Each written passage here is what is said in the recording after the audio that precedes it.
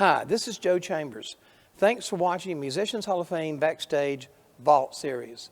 The Vault Series is a series of interviews that we shot starting back in 2004, 2 years before the Musicians Hall of Fame and Museum opened to the public. If you like what you see, please be sure to hit like, subscribe, and the notification bell so you don't miss any of our new content. Thanks for watching. Today's guest, blues great Buddy Guy.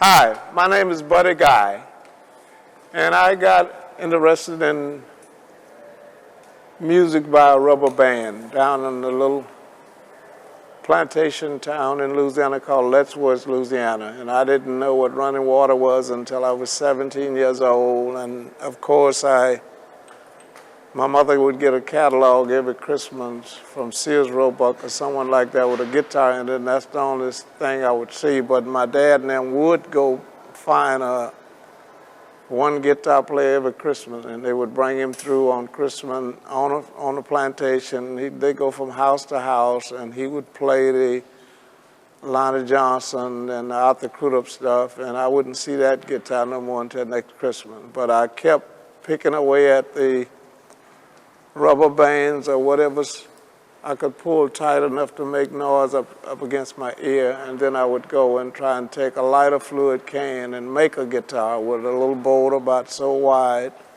and I would take 4 tacks and cut a hole in the lighter fluid can, and I would tie it tight enough. You couldn't finger it, but I could hear what I wanted to hear, which was some noise I would make on it. And I also would try and take a hair comb and put a piece of paper in front of it, and you can hear some kind of noise there. You know, just blow it, you would hear kind of a noise. And I don't know, I guess it was just a God-gifted talent because, like I say, we didn't have running water and different stuff like that. I just wanted to hear something. And out of all the kids on the plantation, I was a loner with that. Everybody else was looking at me like, what this dummy doing? You know, we out here playing on Christmas. If your parents could afford a toy, you had your little toy to play with, and I didn't even think about a toy. All I wanted to do was hear something. What was did you have access to a radio? Oh, no, there wasn't no such thing as a radio. I don't know if you know, you should know what a shotgun house is, man. You know, my parents had a shotgun house and finally got a battery radio, and you had to put the antenna from one end of the house to the other one, and the only time you could hear anything was on a very clear day. If it was cloudy or rain, and you couldn't hear nothing but static on that. I mention this mostly every night on my shows if I get a chance to say a few words, that on a clear day, if I finally heard a guitar, or harmonica, or whatever, I was the most happiest little kid that ever was, man. And but we finally got that one line of electricity to the house. I think I was must have been 14 or 15 then. And they had that one bulb coming down, and we picked enough cotton, and my dad sawed logs with the crosscut saw and finally got an old phonograph, and that's when we could pick up the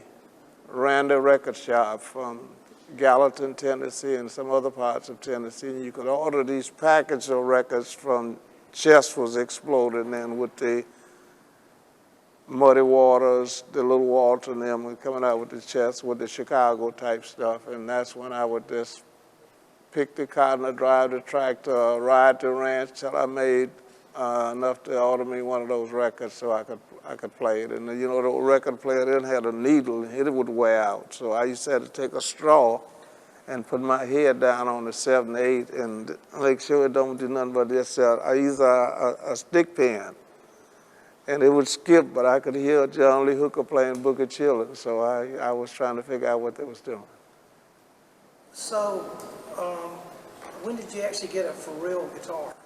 Well, my dad finally caught this guy that they would go get on Christmas. And like I say, they would drink a gallon of wine and a case of beer at your house. Then they would go to this next house and that house. And when it was over, everybody would sleep and drunk, because that's the only time they would drink on Christmas. The rest of it is work from sunup to sundown.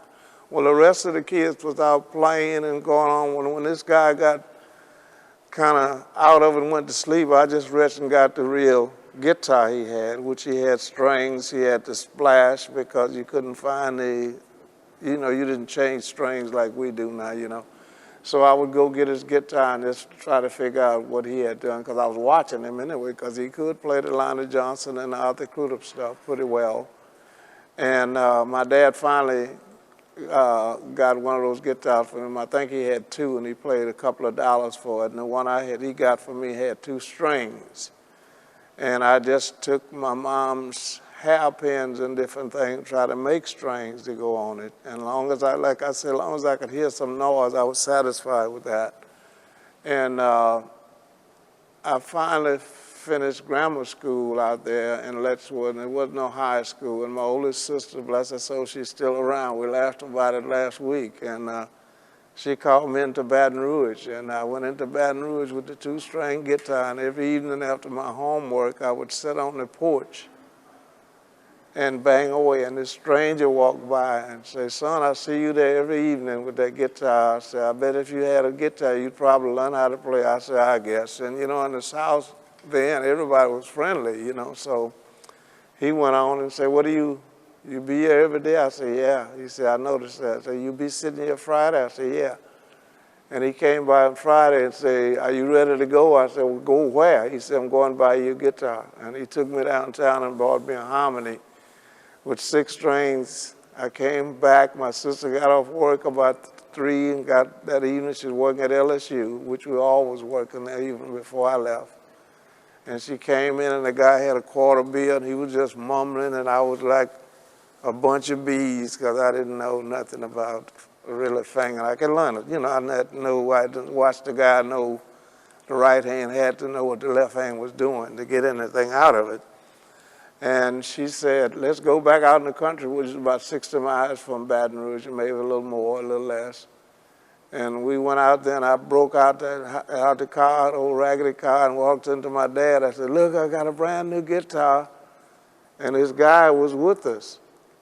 And he walks in, and my dad said, "Aren't your name Mitchell?" He said, "Yeah." They had grew up together as little boys. And there's no idea that I knew who he was, he knew who I was when he bought that guitar. And that's my first 6-string guitar.